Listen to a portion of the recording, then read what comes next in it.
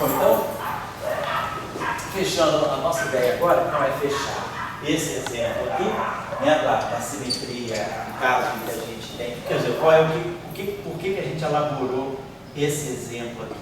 Para mostrar que, dada uma simetria e dado um múltiplete de Higgs, dependendo da representação onde a gente põe o Higgs, a gente pode ter grupos residuais diferentes. O que a gente está tentando só ilustrar com esses exemplos que algumas pessoas no cabo contínuo isso claro, é que a parte de um grupo G e a gente pode ter diferentes grupos residuais, a gente vai ter diferentes grupos residuais, dependendo, né, o grupo residual, dependendo, né,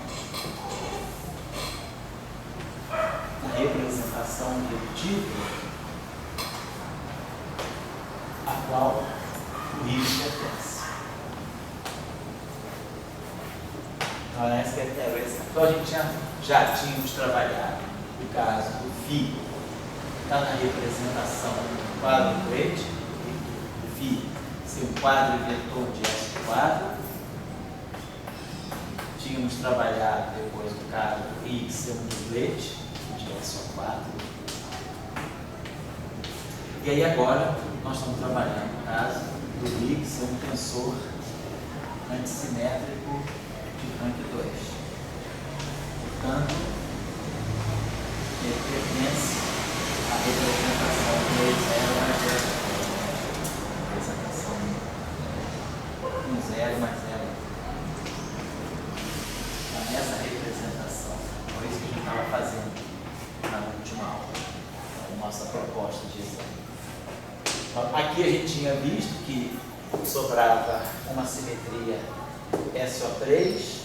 Aqui, então nesse caso aqui, a gente tinha visto que a simetria residual era SO3. Nesse caso aqui, a gente tinha visto que a simetria residual, a gente conseguia organizar, a simetria residual aqui era SO3. Você imagina que isso não é. Não, ali é bem. Oi? Classe Menos acho que na primeira, quer dizer, quando a gente considerou esse exemplo, a gente quebrava SO4 para um SO4 e 1 para um SO3.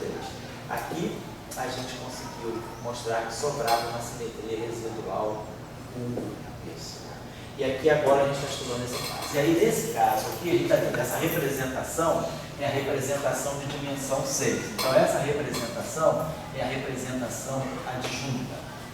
E aí nós tínhamos já tomado esse ponto de vista. No nosso campo de Higgs φ, a gente tomou essa parametrização para ele. Ele vai ser escrito como sendo meio, né? A gente chamava aqui de componentes HAB, e aqui os geradores, né, do grupo SO4. Quando a gente tem a representação adjunta, a gente pode sempre representar, né, o campo, né, o objeto da representação adjunta de uma forma que a gente chama de valorada na álgebra de Lie. Então a gente expande, né, o campo como uma combinação linear dos geradores, né, como a gente coloca o campo da representação adjunta. E aí nós tínhamos colocado a questão do potencial de Higgs, né? A gente tinha tomado então esse campo de Higgs aqui que parece complexo, né? Então a gente podia pegava, era isso que a gente pegava, o nosso campo que a gente tinha assim, a gente pode pegar para formar o potencial. Então a nossa questão era agora formar o potencial de Higgs. Para formar o potencial de Higgs, a gente sabe que a gente pega termos do tipo traço, né?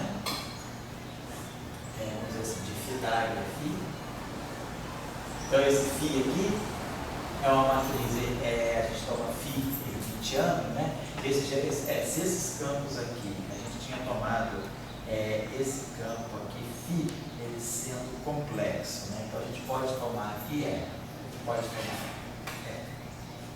Pythagoras, e os nossos geradores são hermitianos. Vamos lembrar que os geradores são hermitianos, mas que esses coeficientes aqui podem ser campos complexos. Então a gente tinha essa possibilidade, mas aí a gente tinha levantado a seguinte possibilidade. A gente pode colocar aqui alguma coisa que seja traço, né, de fidagem φ ao quadrado.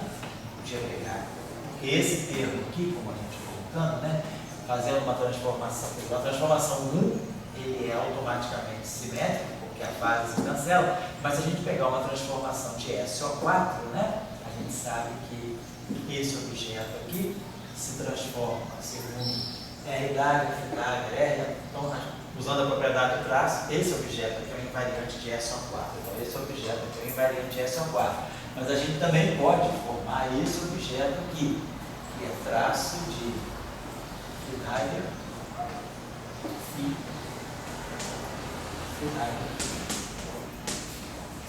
Se a gente fizer uma transformação de SO4, né, esse objeto aqui, φ, uma transformação de SO4, então o nosso φ se transforma segundo a transformação R de SO4, φ é menos 1, o R d'A. Então, φ' vai ficar R, então vai ficar R φ', R, R φ', R d'A, aí vai ficar R, né? Vai ficar tudo junto. Então, esse objeto, como está aqui, é invariante de SO4, usando as propriedades cíclicas do traço. Então, isso aqui é um SO4 invariante.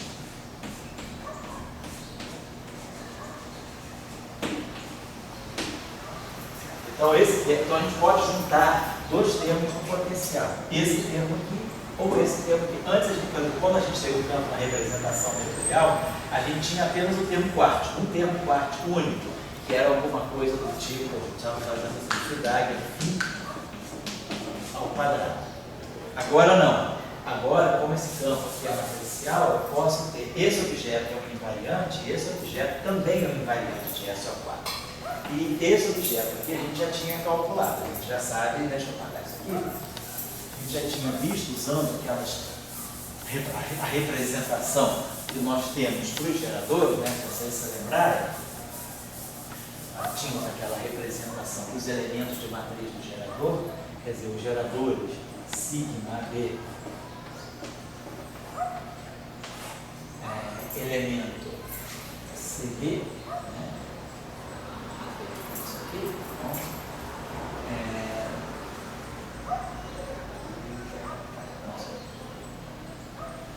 a transformação de X,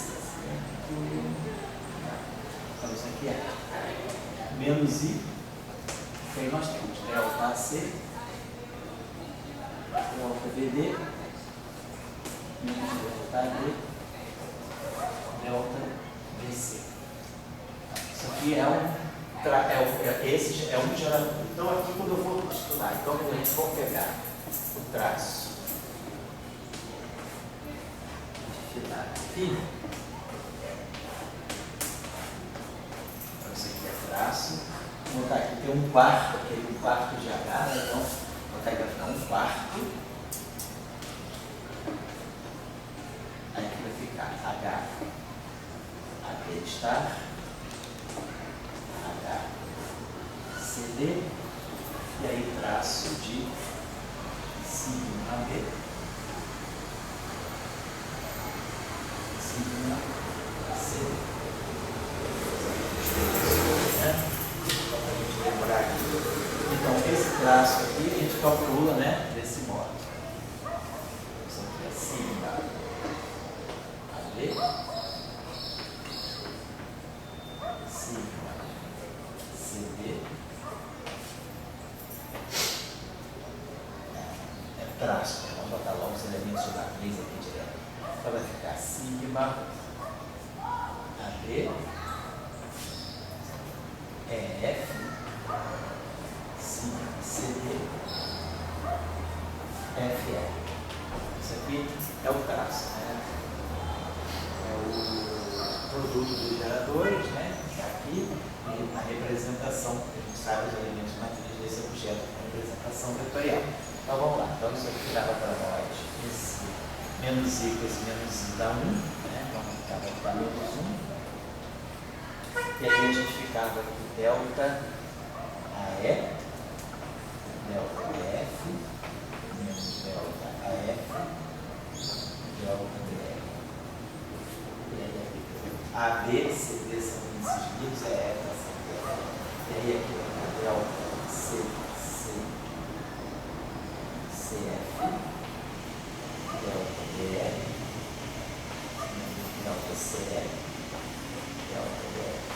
tá? 4 termos aqui.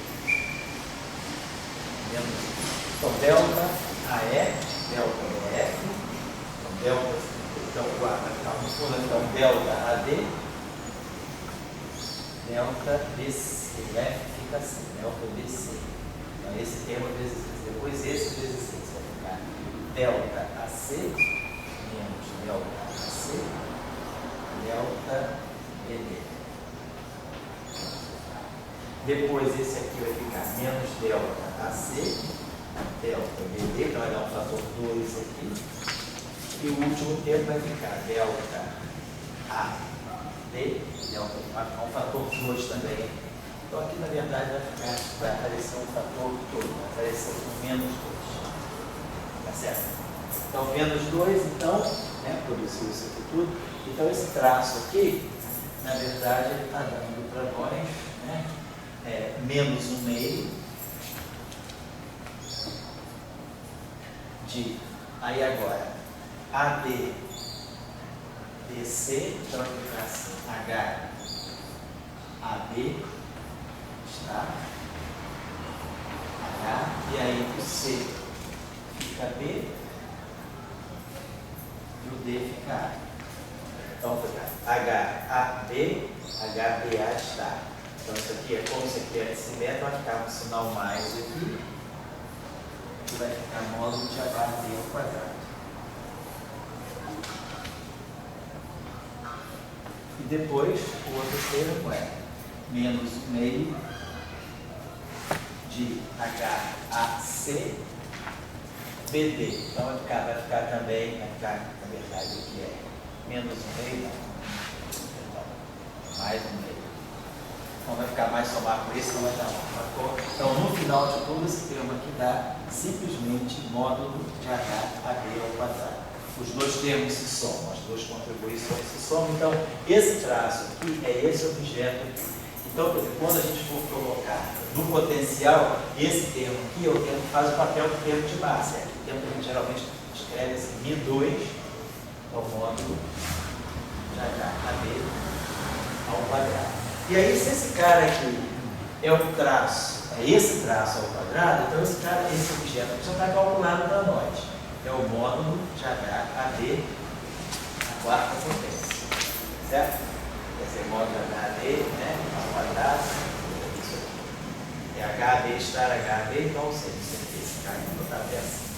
Esse cara aqui é HAB estar HAB. E esse aqui é HAB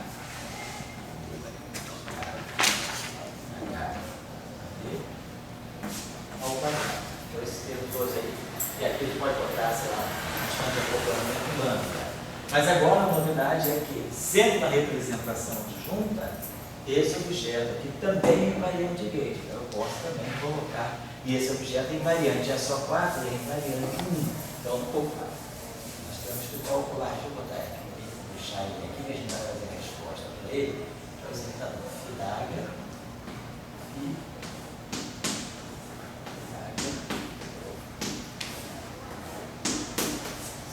trabalhar esse cara aqui.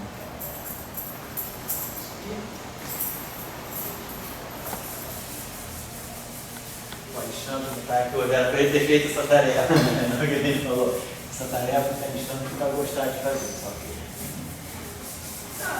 Vamos lá. Está no Ceará. Assistindo essa aula, tomando água de coco. Então a gente tem lá o seguinte, então esse termo vai dar para nós, né? Vai ficar 1/2. Então vai ficar 1 sobre 16, né? Temos um fator 1 sobre 16. E aí nós vamos ter HAB, HCD, HEF, HGH. Vamos colocar assim. E aí temos que tirar o traço. Então isso significa que nós vamos ter 1 sobre 16, HAB,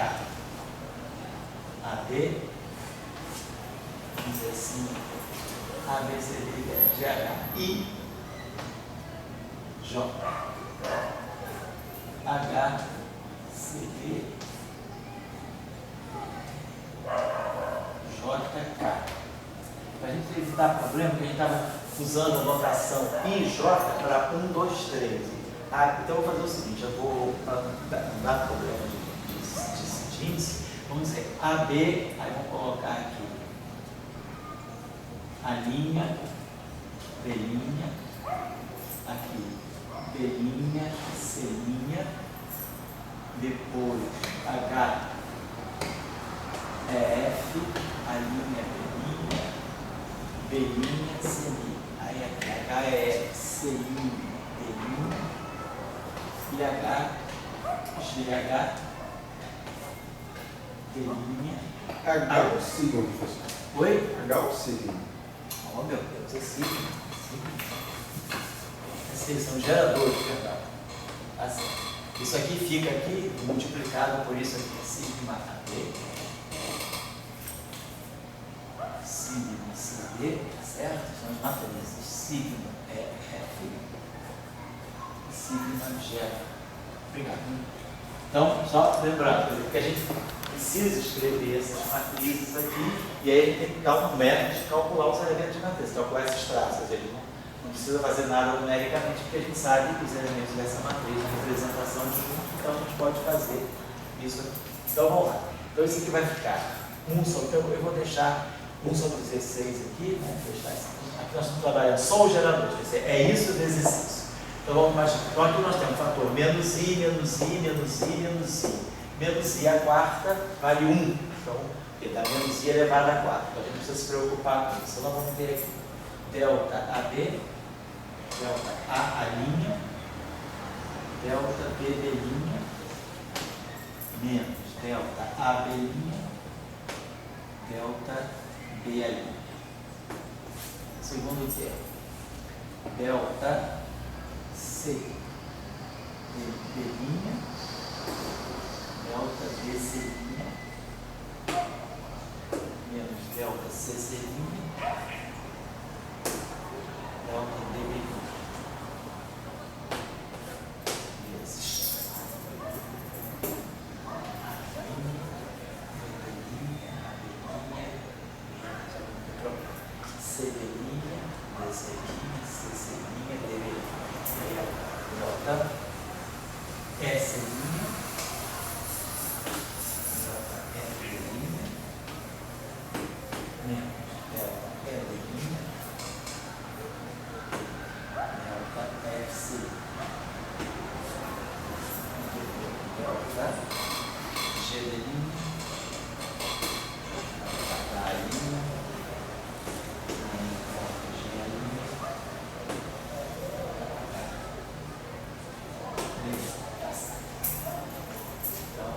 Vamos fazer primeiro esses dois últimos. Professor, Oi, fala. cada um desses termos aí não é identidade antissimétrica?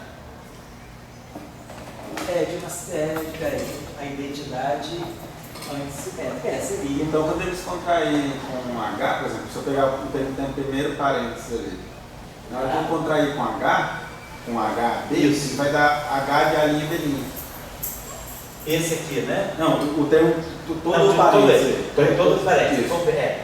Podemos já fazer isso. Que aí já faz isso em cada H. Já é melhor. Acho que realmente melhor. Sentido. Isso, não, sem dúvida. Porque esse termo aqui vai ficar, a delta vai ficar H, A linha, B linha, menos H, B linha, A linha.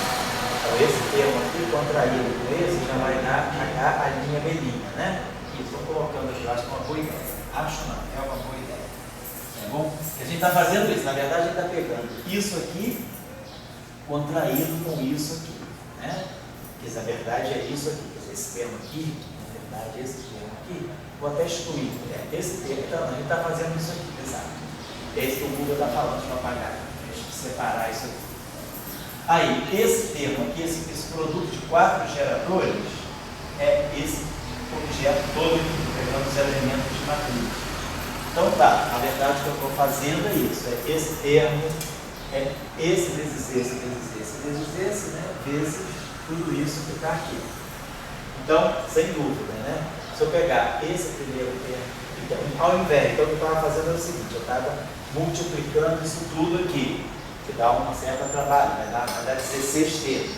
Mas a gente pode simplificar a vida seguindo a sugestão aí do Gustavo, que é, quando eu multiplicar, eu estou multiplicando tudo isso por tudo isso que está aqui em cima. Esquece isso aqui agora. Isso aqui já foi substituído aqui, vamos esquecer aqui. Então, quando eu contrair aqueles 4 H's com esses parênteses aqui, com esses elementos de matriz, eu já vou simplificar a vida, vai ficar 1 sobre, porque a gente está somando em todos os índices, tá? O fator 16 some, tá? Isso, o fator 16 deve até sumir também, porque a gente vai multiplicar esse cara aqui, exatamente, vai dar um fator do outro, vai ficar. Esse cara contraído com esse parênteses aqui vai ficar H de A', B' menos H de B', que é 2 vezes de H, A', B'. Então vai dar um fator 2. Aqui vai dar um 2, vai subir o fator 16. Então vai ficar H de A', B'. Depois, quando nós pegarmos esse aqui, a mesma coisa. O C vai ficar B', C' menos C', B'. Então, estou dizendo, esse parênteses aqui, contraído com esse cara, deu isso aqui.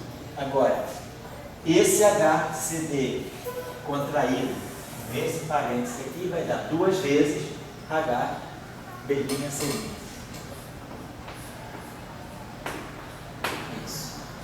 Depois, esse termo aqui, multiplicado por esse elemento de matriz aqui, vai ficar H,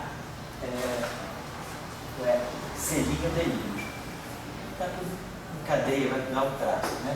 C', D'. E depois, finalmente, esse cara aqui, vai estar contraído com esse aqui, vai ficar D', A'. D', A'. Aqui eu só esqueci de uma coisa. Esse aqui é estar, esse aqui é sem, esse aqui é com estar. Que seria Fidaga, Fi, Fidaga, Fi. Então o primeiro é estar, esse aqui e esse aqui. É esse, né? Então ficou H, A', D'. Não tem nada de contração a mais, está tudo contraído, D', então ficou H, então isso aqui ficou H, então ficou esse termo aqui.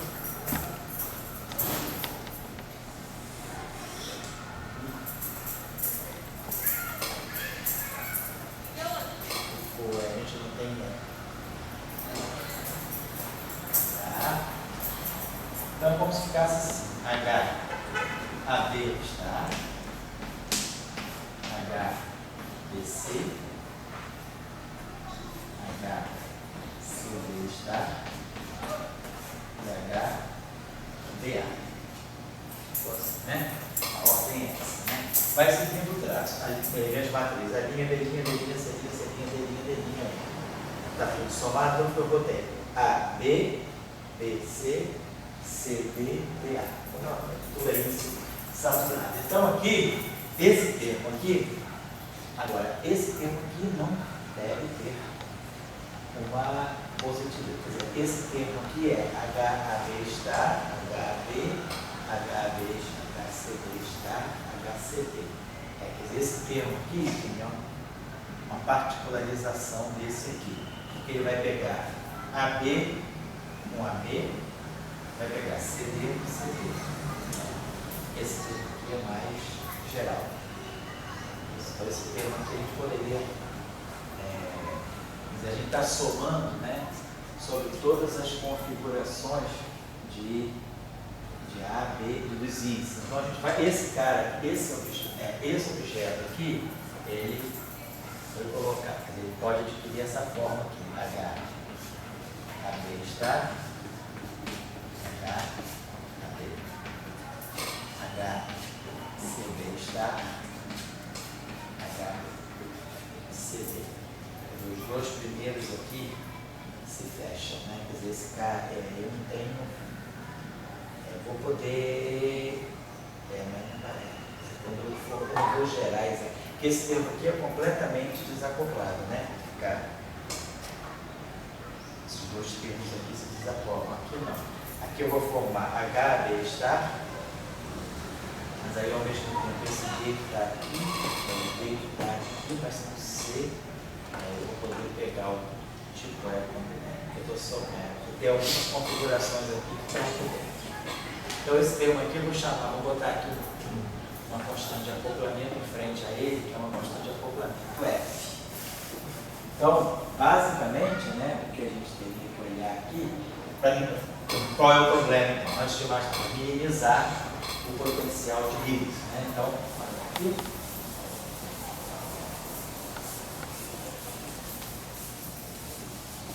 A gente tem que minimizar o potencial de Higgs e olhar o mínimo de potencial.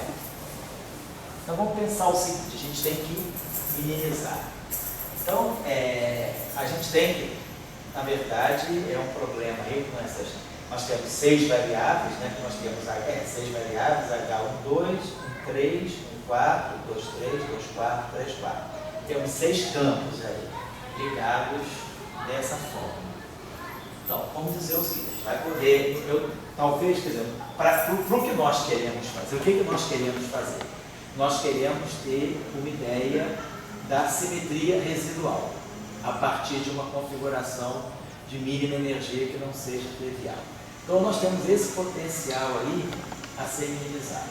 É um potencial quântico, como todos os demais. Aqui seria uma coisa simples, porque aqui a gente estaria mexendo só com um módulo, mas aqui não, porque aqui eu tenho termos mais gerais. Mas a gente pode pensar o seguinte, a gente pode minimizar esse potencial, a gente vai ter uma configuração, vamos dizer que a gente vai poder escolher uma configuração, vamos dizer que a gente escolha o H, um certo H, uma certa componente fixa, digamos que a gente escolha uma componente H, vamos dizer assim, a componente H, A barrado, B barrado. Então vamos dizer que a gente fez o seguinte, qual foi a nossa tarefa? Nós minimizamos esse potencial, que nós não estamos fazendo aqui. Então suponhamos que esse potencial é tal que ele admite o mínimo não trivial. O mínimo não trivial, por exemplo, então vamos dizer que a gente vai, ao minimizar, a gente pode encontrar uma configuração em que a componente H, A barrado, B barrado, é diferente de zero. Então, a gente estaria dizendo, nós teríamos todos os H's iguais a zero, exceto essa componente. Como a gente fez nos outros casos, a gente teria, no caso do triplete, a gente zerou e botou uma componente não trivial aqui. No caso do duplete, botou uma componente não trivial aqui e zerou isso, por exemplo. Então a gente está dizendo o seguinte, dessas 6 componentes, eu tenho 6 campos HB, 6 componentes HB, então vamos dizer, suponhamos que a configuração de mínima energia do sistema seja uma das componentes, uma das 6 componentes do campo de Higgs, ser igual a diferente de zero. Ser essa componente. Então, digamos que essa componente aqui é a componente que adquiriu o valor, que adquiriu a configuração, que representa a configuração de mínima energia. Então, eu fixei uma das 6 componentes e eu escolhi essa componente em particular. Tá certo. Vou dizer o seguinte, como eu posso escolher qualquer uma delas, digamos que a gente escolha, em particular, a componente H34. Então, não é perda de generalidade, porque eu tenho 6 componentes, eu posso escolher qualquer uma delas. Para a gente ter o que a gente quer estudar é o grupo residual. Então, vamos dizer que a nossa hipótese é que a componente H34 seja não trivial e minimize a energia do sistema. Essa é a nossa ideia. Não é perda de generalidade, porque a gente pode imaginar qualquer uma das 6. Para efeito, se eu pego uma delas, para efeito de saber qual é o grupo residual, eu posso tomar, por exemplo, essa. Eu poderia ser H12 ou H13, não importa. Eu pego uma componente de H e digo, essa não é zero. Então é essa componente aqui que vai representar o meu estado fundamental. Então vamos supor que a gente poderia fazer genericamente assim também. Mas a gente não vai ganhar nada, a gente vai conseguir entender tudo já simulando uma componente específica, que é essa aqui. Então, o que a gente tem que fazer agora é verificar, então isso significa que a nossa configuração de mínima energia configuração de Higgs de mínima energia é essa aqui. É só o H 34, 34, 43, 43. Então é essa aqui. H 34, que é o V, e o sigma 34. Então é isso aqui. Vou substituir aqui. Fica 1 meio de H 34, 34, mais 1 meio de H 43, 43. Aí devido à antissimetria fica H 34, sigma 34. Mas o H 34 é o próprio V, certo? Então a gente com isso, né? Só estou apontando aqui. Vou botar só para fazer rápido demais. Então, o que nós estamos dizendo aqui, vou botar aqui, o H 34 é o V. Todas as demais é.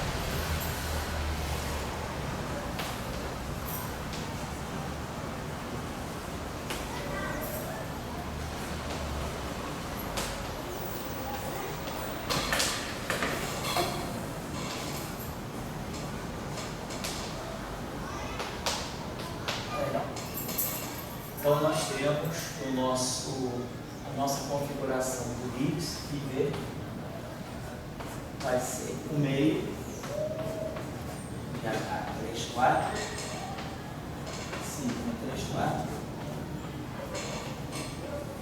mais 1 meio de H 43, sigma 43. Que aí se somam, claro, né? E aí o H 34 é V, então por isso que eu tinha escrito assim, V, valor V, vezes H 34. E aí lembrando que V é aquilo que minimiza. Então V, claro, esse V é calculado em função dos parâmetros μ2, lambda e F. Né?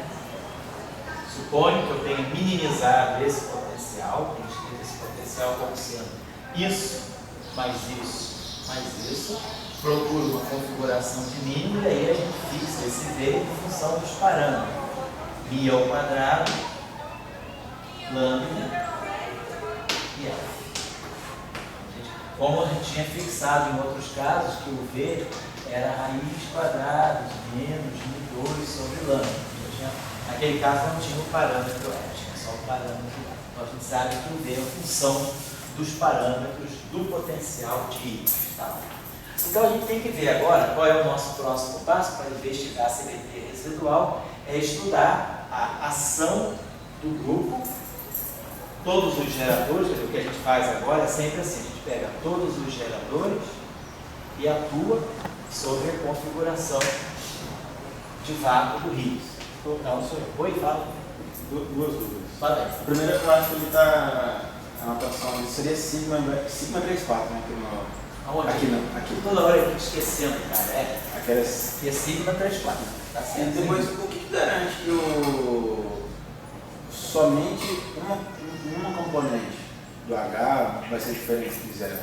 Porque quando você tem essa simetria contínua e você tem uma quebra de simetria, você tem sempre uma família, uma família degenerada de soluções. E aí você injeta, quer dizer, o que você observa daqui é que, por exemplo, não tendo esse termo aqui, né? Esse termo existe, quando a gente não tem esse termo, todo o potencial depende de módulo do HB. E esse módulo, o módulo ao quadrado, né, é H1 ao quadrado mais H2 ao quadrado. Então a gente sabe que os mínimos, eles formam na verdade, a quebra espontânea da simetria, né, no caso da simetria contínua, ela é caracterizada por um subespaço de mínimos. Você tem um manifold de mínimos, tem uma categoria de mínimos que são degenerados entre si. E eles satisfazem alguma relação, como no caso lá dos Higgs tradicionais, o que a gente tem, quando eu fixo, né, a configuração de mínima energia no vácuo φ, esse φV aqui, vamos dizer assim, é o nosso V.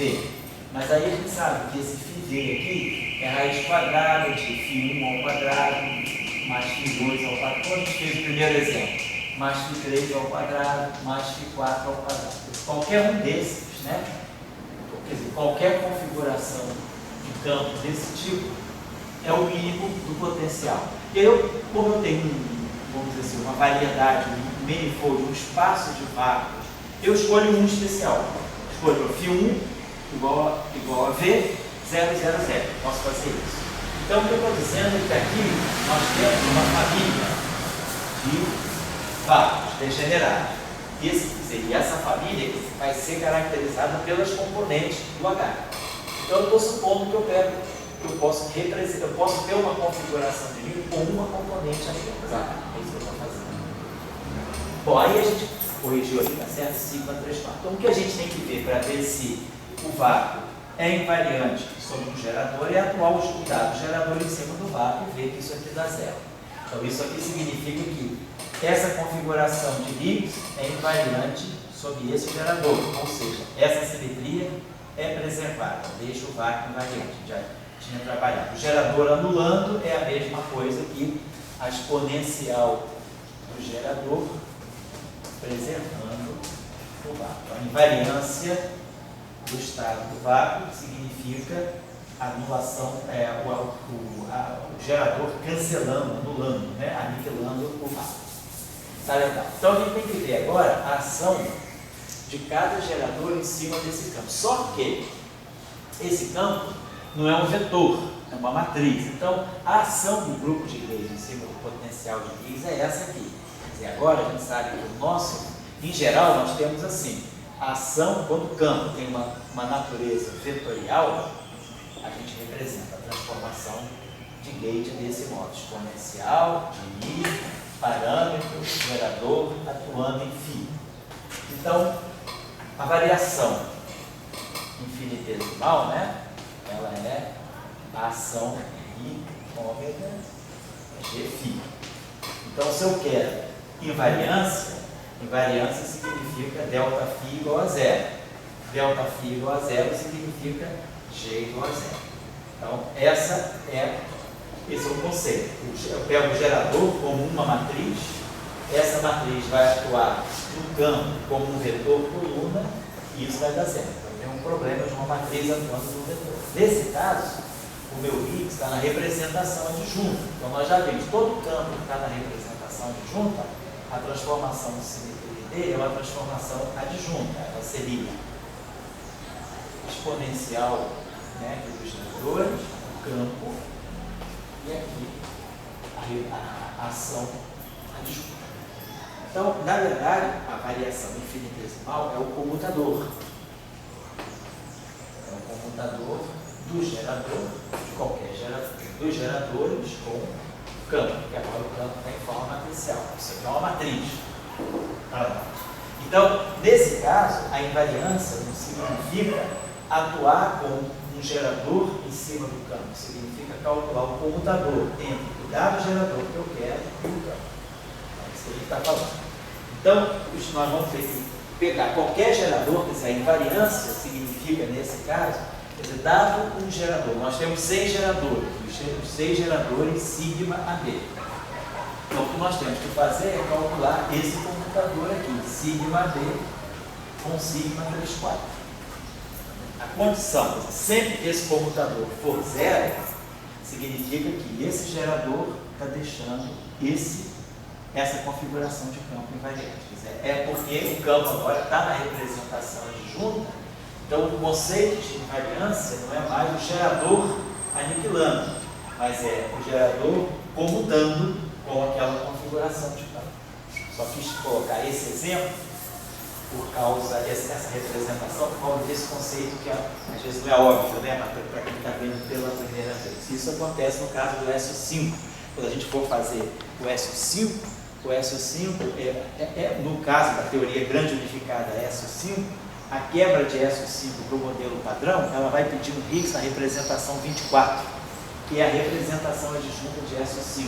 Então, o conceito de invariância é esse, é ver os geradores, o comutador dos geradores. Isso significa invariância. Então, nós queremos ver quando isso aqui é zero. Quais são as condições para que isso aqui seja zero. Mas aí a gente já sabe calcular esse gerador. A gente viu que esse gerador, esse comutador é menos I, e ele tinha essa forma. Delta de A4, sigma B3.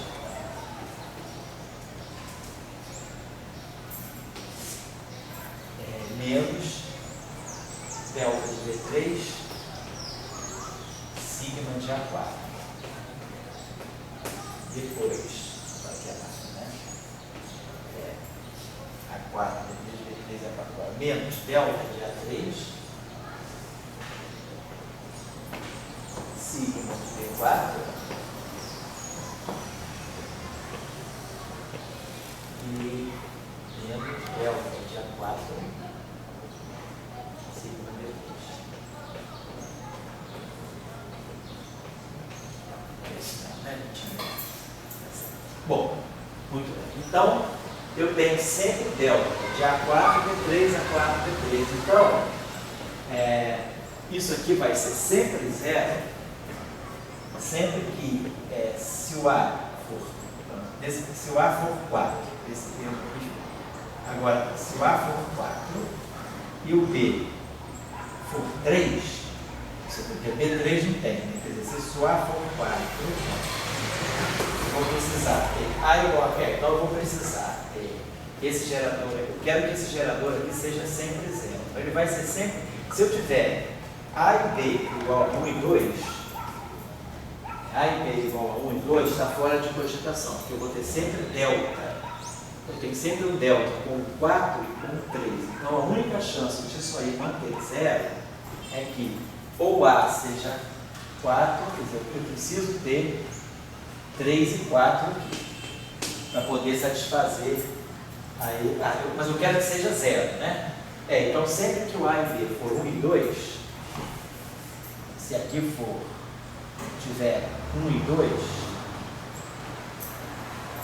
então o gerador, esses deltas são todos zero. Então eu tenho que ter delta de A4 e delta de B3, delta de A3 e delta de A4, né?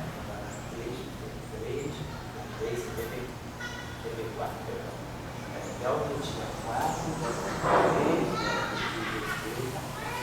depois menos delta de A3, sigma de B4, menos delta de B4, delta de B4, sigma de A3, A4, B3, B3, A4, A3, B4, B4, A3, estava errado, corrija por favor. B4 a 3. Então eu preciso ter, eu vou sempre garantir que isso aqui é zero, se eu tiver um setor 1, então é claro, o gerador sigma 2 automaticamente comuta com sigma 3, 4. Depois, qualquer coisa que eu tiver, então eu tenho 1, 2, eu vou usar aqui, os meus geradores são 1, 2, 1, 3, 1, 4. 2, 3, 2, 4 e 3, 4. Claro, sigma de 3, 4 comuta com sigma de 3, 4, obviamente. Sigma 1, 2 comuta com sigma de 3, 4. Agora, se eu pegar, por exemplo, se eu pegar agora o outro gerador aqui, deixa eu pegar aqui. Então, a gente pegou sigma 1, 2, sigma de 3, 4. Se eu pegar aqui 1, 3, sigma 1, 3, 1, 3, 4. Olha cá. Vamos deixar isso aqui, que a gente já sabe qual é o padrão geral, a gente já vê diretamente. Vamos pegar o gerador, então a gente pegou. Deixa eu fazer isso, vamos organizar melhor aqui, só para sistematizar melhor. Então a gente já sigma 1, 2 comuta com sigma de 3, 4. Porque eu nunca vou poder gerar delta de 1, 3, delta de 1, 4, delta de 2, 3, delta de 1, 3, delta de 2, 4. Então isso aqui é zero. Vamos pegar agora o gerador sigma 1, 3. Sigma 3, 4. Esse gerador, esse comutador aqui dá delta de 1, 4 é zero. Depois o outro termo é zero. Mais delta de 3, 3, sigma de 1, 4. Sigma de 1, 4. Delta 3, 3, e depois vai ficar delta de 1, 3 e o delta de 3, 4. Então não tem como. Então, esse comutador só dá isso. Depois, esse comutador aqui, 1, 3, vou botar 1, 4, 1, 3, 4. Esse comutador deu delta de 1, 4, que é 0, delta de 4, 3, que é 0. Depois fica delta de 1, 3, sigma 4, 4, menos delta 4, 4, sigma 1, 3. Isso aqui dá menos sigma 1, 3, esse computador. esse comutado. Então, esse gerador aqui quebra a simetria, esse gerador aqui quebra a simetria. Então, a gente fez um 2, um 3, um 4. Agora vamos fazer sigma 2, 3, um sigma 3, 4. Então, vai dar um terminho só que vai sobrar para delta de 2, 4, sigma 3, 3, mais delta 3, 3, sigma 2, 4. É o único que sobrevive. Então, esse aqui também quebra a simetria. Vamos pegar o outro gerador, sigma de 2, 4, com sigma 3, 4. De novo, delta de 2, 4, sigma de 4, 3, mais delta de 4, 3, sigma de 2, 4. Aí eu vou ficar menos delta de 2, 4, delta de 2, 3, sigma de 4, 4, menos delta de 4, 4, sigma de 2, 3, menos sigma de 2, 3. Então, esse gerador também está quebrando a simetria. E vão ver, agora está faltando. O 3, 4 que commuta com o 3, 4, obviamente, né? Então, vamos observar aqui o seguinte, né? Eu não posso formar nenhuma combinação, porque eu poderia dizer, não, esse aqui é diferente de zero, esse aqui é diferente de zero, mas uma combinação desse gerador com esse gerador está dando sempre geradores que não dá para zerar. Então, quer dizer, nós temos dois geradores que deixam isso invariante. Quer dizer, o sigma 1, 2 commuta com o sigma de 3, 4 e o sigma de 3, 4 também commuta com o sigma de 3, 4. Então, nós temos dois geradores que realizam essa condição aqui. Então, as duas simetrias, né? Então, temos sigma 1, 2 sigma 3, 4. Tá certo. Agora, a simetria, o 1, né, a simetria, o 1 é quebrado, porque o campo de Higgs ele tem uma fase. Né, então, automaticamente, ele quebra a simetria com 1. A pergunta é se, quando eu faço nenhum gerador aqui gerou o sigma de 3, 4. Então não tem. Então eu quebrei, porque na verdade, né, da ação dos 6 geradores, apenas 2 geradores deixaram o vácuo variante.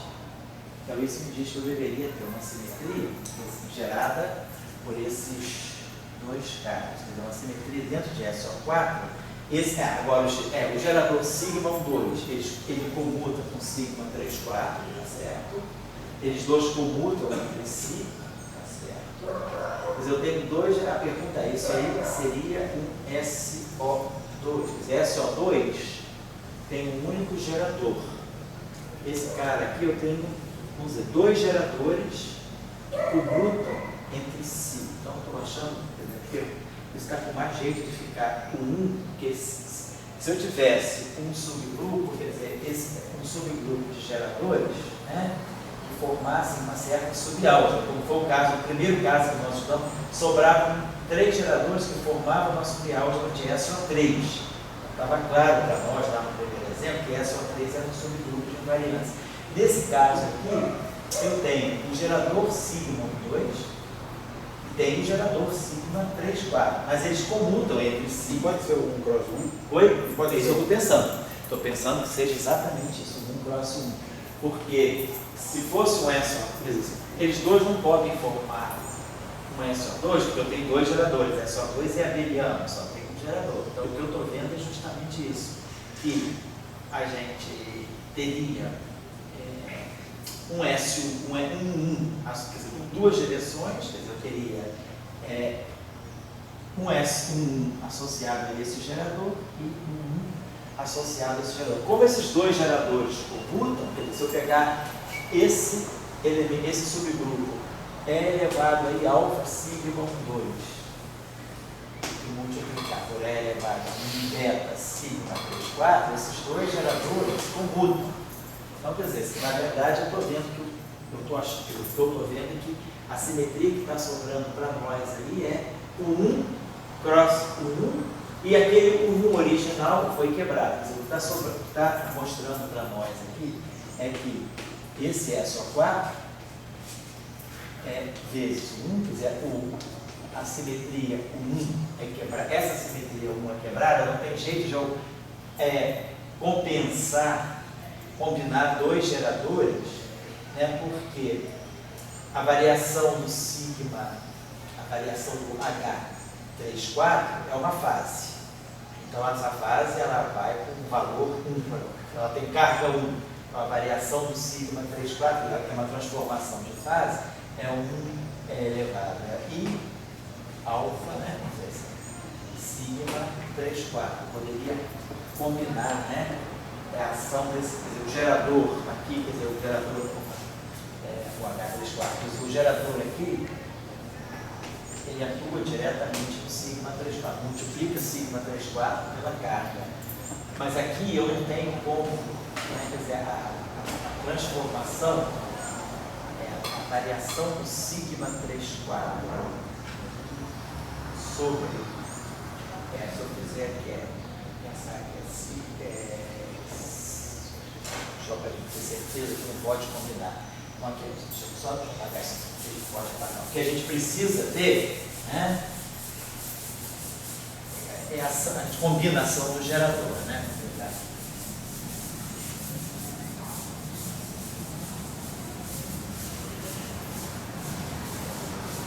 Como lá no caso do, como a gente viu, no caso do SO2, eu posso pegar, né, a transformação SO2, quer dizer, o gerador, quando a gente tem um gerador atuando no objeto de uma simetria, e o outro gerador da outra simetria, e eu puder combinar os dois para dar um zero, por exemplo, se eu fizer a transformação,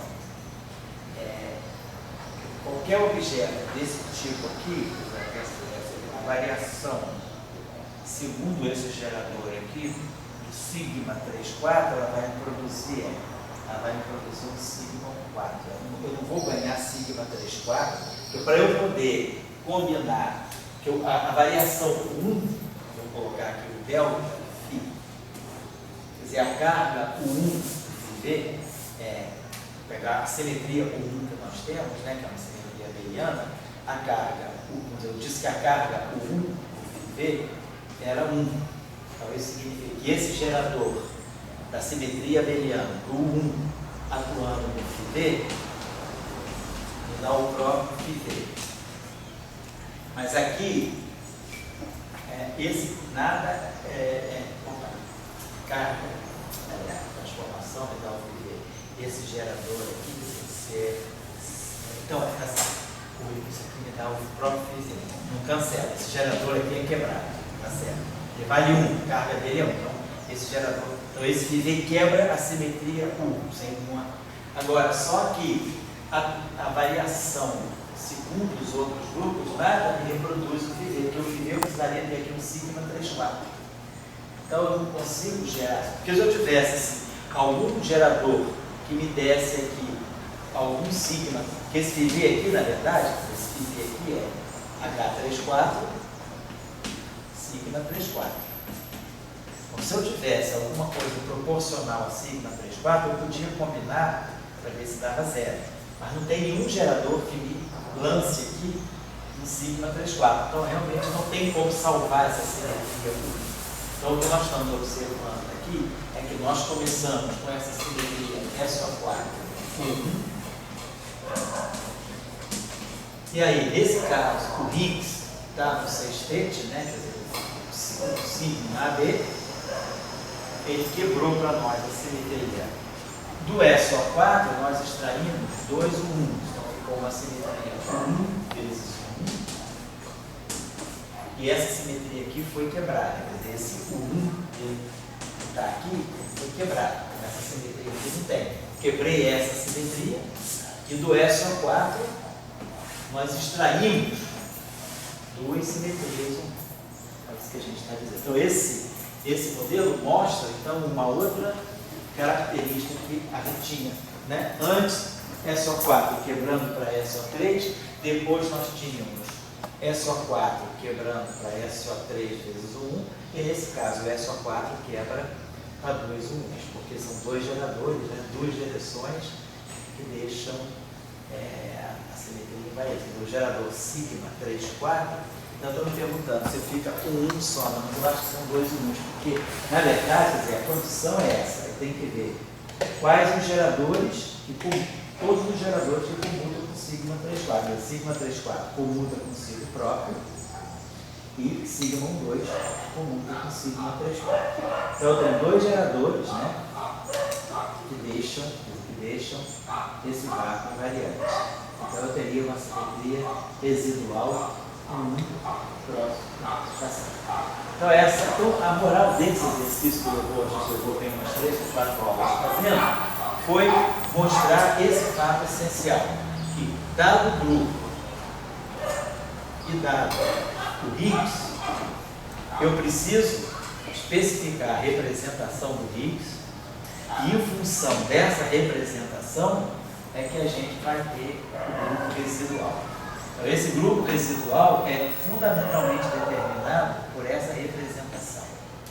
Então, tinha dado para vocês o trabalho do Lee Fong Lee, aquele trabalho de 74, que é um dos melhores trabalhos para sistematizar essa discussão. Nesse trabalho aqui, o autor mostra, o título do trabalho é Teoria de Grupo da Quebra Espontânea da Simetria, e ele dá condições bem gerais para que se dado um grupo, e se a gente quiser, a partir daquele grupo, obter um certo grupo residual, a gente pode determinar qual é a representação onde a gente deve colocar o nosso Higgs. Porque essa questão é importante, por exemplo, para a passagem de uma grande unificação, como a gente vai ver na parte depois do curso, para eu passar na grande unificação para o modelo padrão, passar do grupo grande unificado para o modelo padrão, que seja, por exemplo, SU5, que é um dos possíveis modelos unificados, para o deste modelo padrão, que é SU3, SU2 e 1. Então, eu vou estar saindo do grupo com 24 geradores. Estou chegando aqui no grupo com 12 geradores, né? 8, 3, 11 e 1, 12. Então, eu tenho 24 geradores aqui, 24 geradores aqui. Então, eu tenho que quebrar 24 geradores. Então, a pergunta é, como é que eu posso, aonde é que eu devo colocar o meu Higgs de SO5 para que SO5 quebre para SO3, SO2 e 1? Então, a resposta é, coloque esse Higgs aqui na representação 24, que é a representação adjunta de SO5. E aí, a gente chega a essa simetria residual. E depois, claro, tem um outro Higgs que vai quebrar o SO2 e o 1 por 1 eletromagnético. Então, a gente vai terminar com SO3 vezes o 1 eletromagnético. Essa simetria aqui vai ser quebrada pela segunda família de Higgs, pelo nosso Higgs do modelo padrão, pela teoria eletrofrágil Higgs. Então, e aí isso mostra como a gente deve buscar. E aí, como a gente deve buscar o Higgs para quebrar a simetria do modo que a gente quer. E aí a questão que fica é, fazendo isso, então a gente sabe que daqui a gente vê que automaticamente como esse, né, quer dizer, aquele acoplamento, deixa eu apagar aqui um instantinho. Então o acoplamento que nós tínhamos, lembrando aqui lá da nossa ação, quer dizer, quando nós escrevemos a ação de gate agora, o termo, né, antes, né, quando a gente escreve esse termo que acopla o Higgs minimamente com os campos de gate é esse. Então, o termo importante para a geração da massa, a gente se lembra bem, é aquele termo que tem a MIA, vamos dizer assim, o acoplamento mínimo, geradores aqui, FIDAG, aí aqui nós temos os geradores GA, temos aqui os AMIA, e daqui a gente vai ter os MID, GV, FI. Então, o que a gente fazia, esses dois termos aqui saem, vem para cá, né? Vamos dizer assim, a geração de massa pelo mecanismo de Higgs daqui. E aí ficava essa combinação aqui, FIDAG, gerador GA, gerador GV, FI. Na verdade, como isso aqui é simétrico em AB, a gente pode ficar aqui com o comutador de GA com GB. E aí, sabendo, isso aqui vai virar na configuração de Higgs, isso aqui na configuração de vácuo, isso aqui fica V, então isso aqui é o V da Z. E aí isso aqui é uma constante, e aí isso aqui faz o papel da massa. Faz o papel da massa esse cara aqui. Nesse nosso caso, a gente viu isso nos casos anteriores, aí a gente via, né, todos os geradores que matam, cada gerador que mata o vácuo dá tempo zero esse termo, então não tem massa. E os geradores que permitem que G no vácuo seja diferente de zero, aí esses termos aqui sobrevivem, e aí esse termo aqui não é zero. Então a gente lembra que cada vez que todos aqueles geradores que mantêm o vácuo invariante, ou seja, que não quebram a simetria, eles dão contribuição zero para esse termo. E aí não gera massa. Só vai gerar massa, a massa vai estar sempre associada, vai estar proveniente daqueles geradores que não deixam o vácuo invariar. Nesse nosso caso, né, a situação não é atuando diretamente, mas como lembra que a gente colocou o campo da representação adjunta, então a derivada covariante não é mais a ação do gerador sobre o campo, é o comutador. Então esse termo aqui, na verdade, essa derivada covariante, né, ela fica MI mais IG, o comutador do campo AMI com o φ. Lembrando que esse campo AMI é o AMA gerador. Então, vou dar assim, AMA é aqui o gerador. Então, o acoplamento de Higgs agora, ele tem esse comutador. Então, quando eu pegar o conjugado complexo lá, então vai ficar aqui desse, vai ficar um AMA, vem daqui um AMD, e aí a gente vai ter, o Fidária, os geradores são hermitianos, e aqui GD. Então essa vai ser a estrutura. E aí, claro, nós agora estamos falando da configuração de vácuo do Higgs. Então aqui vai ficar um FG, Fidária, e aqui vai ficar um FG. Então, todos os geradores que comutarem com o vácuo, vai dar isso aqui igual a zero. Então, todos os geradores que comutarem, zero. Então, por exemplo, se eu pegar aqui o H34, comuta com o H34, dá zero. Então, não tem contribuição aqui. O H12 comuta, também não tem contribuição. Então, na verdade, o campo de gauge AMI 1,2 está associado ao gerador 2, permanece com massa zero, e o 3/4 também. E quem vai ganhar massa, então, nós temos 1, 2, 3, 4 geradores, então vamos ter 4 doses vetoriais massivos. São aqueles comutadores que são diferentes de zero, vão dar uma contribuição para a massa tipo próprio. Então, o que a gente estava querendo chamar a atenção, então, é isso, né? Que quebrando a simetria de um jeito ou de outro, a gente pode gerar mais ou menos bósons vetoriais com uma certa massa e bósons vetoriais de massa zero. E aí o nosso fóton, dentro da teoria de unificação, o nosso fóton ele passa por aqui e chega até embaixo na simetria SO3, 1 com massa zero.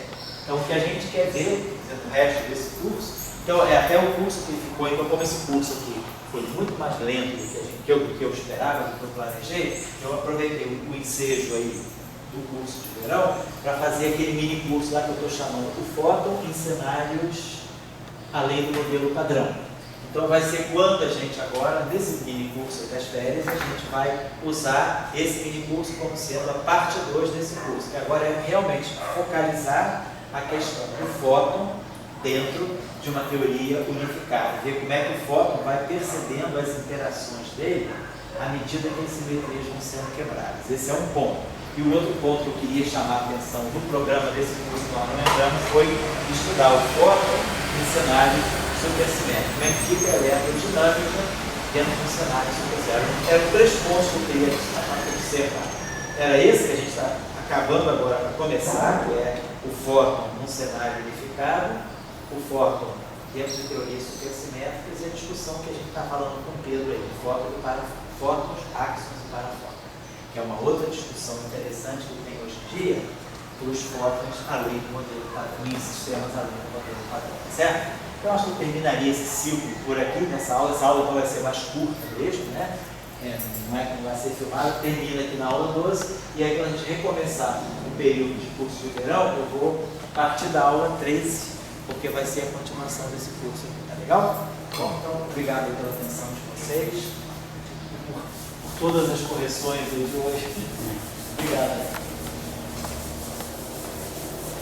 Semana